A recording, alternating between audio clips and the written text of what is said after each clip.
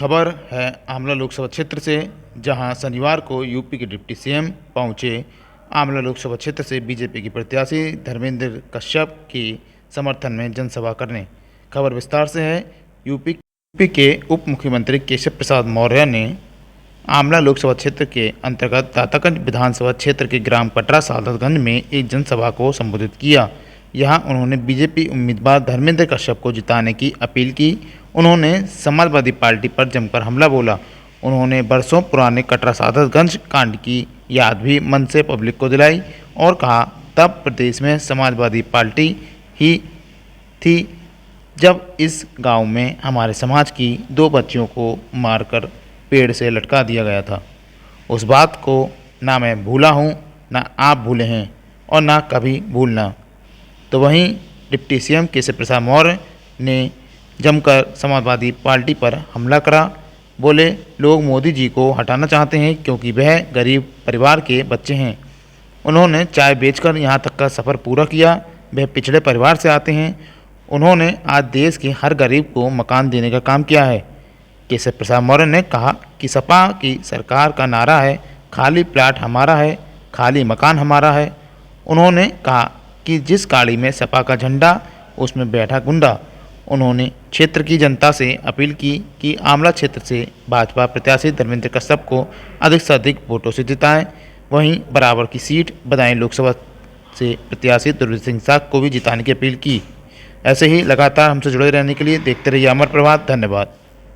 जिले की 7 मई को सपा बसपा कांग्रेस गई हो जाएगा और भारतीय जनता पार्टी का कमल रिकॉर्ड वोटों से आमला में, बदायूं में और यूपी के 80 की 80 सीटों पर खिलेगा और फिर एक बार प्रचंड बहुमत की मोदी वैक्सीन पर लगातार अखिलेश यादव हमला कर रहे हैं कि वैक्सीन को लेकर क्या उन्होंने वैक्सीन पे सवाल, जब ये टीका हमारे देश के वैज्ञानिकों ने बनाया था उस समय भी कोरोना का टीका पसंद था और न माथे का टीका पसंद था सर, लेकिन जनता ने उनको कमल का टीका लगा करके उनको सदा के लिए सच कर दिया कि जा करके सफाई में आराम करो। आज अखिलेश जी कह रहे हैं, वहाँ नामांकन किया रायबरेली में, उसके तुरंत ही बाद ट्वीट किया कि मेरे माता जी ने मुझे यहाँ भेजा है कि ये मेरी कर्म भूमि है। राहुल गांधी जी भगोड़े हैं, वह अमेठी छोड़ करके भागे हैं, रायबरेली छोड़ करके 4 जून के बाद भाग जाएंगे। प्रियंका गांधी कह रही हैं कि मेरे भाई को शहजादा कह रहे हैं पीएम साहब, जबकि वो खुद एक शहजादे हैं जो कमरे में बैठे रहते हैं, ना कभी धूल आई। और जबकि मेरा भाई गांधी जी को और श्रीमती प्रियंका वाड्रा जी को,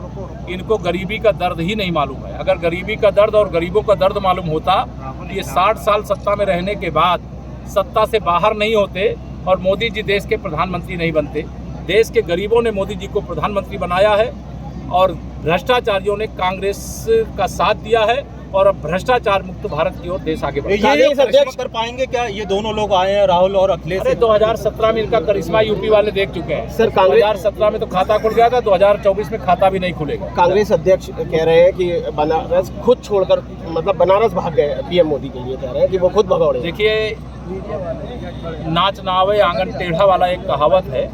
तो मल्लिकार्जुन खड़गे जी जो कह रहे हैं, अगर माननीय नरेंद्र मोदी जी ने उत्तर प्रदेश चुना तो उत्तर प्रदेश चुनने से उत्तर प्रदेश के लोगों को गौरव की बात है और वो बाबा विश्वनाथ की नगरी, विश्वनाथ ममनाथ पुरारी त्रिभुवन महिमा विदित कुमारी, वहाँ से रह करके पूरे विश्व में भारत का मान बढ़ाए और विश्व गुरु बनाए। राहुल गांधी कर्नाटक के सीएम को एक पत्र लिख रहे हैं, जो अश्लील वीडियो पीड़िता का है उसको न्याय मिलना चाहिए। राहुल गांधी जी को मेरा संदेश अगर जाए तो आप पहुँचा देना कि एक पत्र इस बात के लिए भी लिख दे कि ओबीसी के आरक्षण में जो कांग्रेस की कर्नाटक सरकार ने डाका डाला है, जो मुसलमानों को ओबीसी में शामिल किया है, पहले वो आरक्षण वापस करें। जिन्होंने उस पर डाका डाला उनके खिलाफ मुकदमा लिख करके उनको जेल भेजे। और श्री राहुल गांधी जी अब गुमराह नहीं कर सकते। राहुल गांधी जी का और अखिलेश यादव जी का राजनीतिक भविष्य इस समय अंधकार में है, कोई उनका भविष्य नहीं।